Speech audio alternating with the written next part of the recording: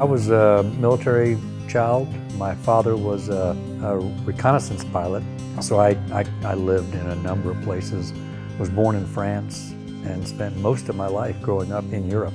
My criteria for applying to a school was if it had a hang glider on the cover, then I would apply to that school. So I applied to, I think it was Cornell, Western Kentucky, University of Wyoming, and I applied to the academy.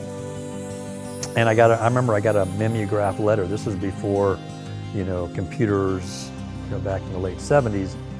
Thank you for your application. You were not selected because, and then it had all these boxes. And I don't remember what the boxes had. All I remember looking at it is that every box was checked. And I thought, okay, I'm good. And I got accepted to the University of Wyoming. And I get a call from this Lieutenant Colonel Jackson at the Air Force Academy. We haven't heard back from you on this Falcon Foundation scholarship to go to prep school. And we're just, before we give it away to somebody else, we got to make sure that you don't want it. I said, well, thank you very much, but I'm already accepted to the University of Wyoming. I'm going to go study forestry. I'm going with my best friend. Thanks, but please, give it away. I went home and we were having dinner that night, and I remember my dad sort of reading the Stars and Stripes. Told him about it. He said, somebody called you today and asked and offered you money to go to school, and you told them no, you'd prefer to use my money to go to school. The moment you lost situational awareness, right, which is the second you get it back. I had this sort of bing, aha moment. I said, yeah, I guess I did, didn't I? And he goes, let's go make a phone call. My first 2 years, I fought the system. I was on academic probation. I was marching tours and loaded with demerits, and I think I was restricted my entire first year. And all of a sudden I get called in by the dean and said, hey, we're looking at this program called Stop Out. It's brand new.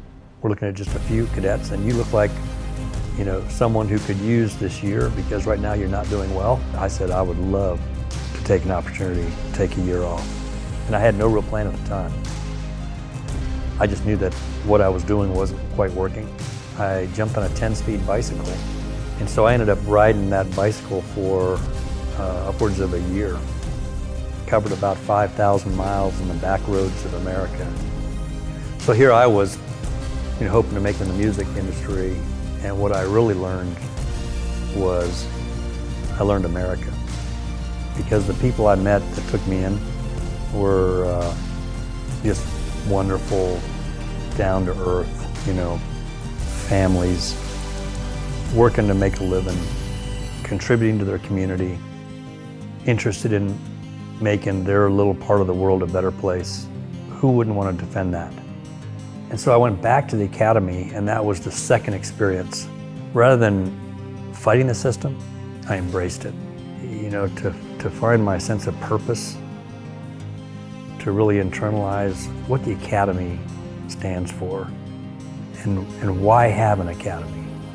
Because if it's just to produce, folks who are academically astute, there are actually plenty of universities around the country that do that for the nation.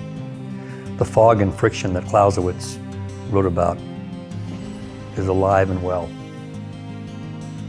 And so you're faced with uncertainty, you're faced with fear, you're faced with the unbelievable responsibility of taking care of the airmen entrusted to your care. And that requires critical thinkers that can dig deep down into the fiber of their being, their character, to make the decisions that often lives depend on. That's the essence of an academy.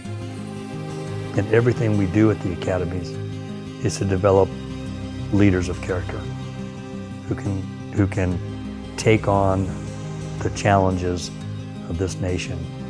And those leaders need to come from the academies.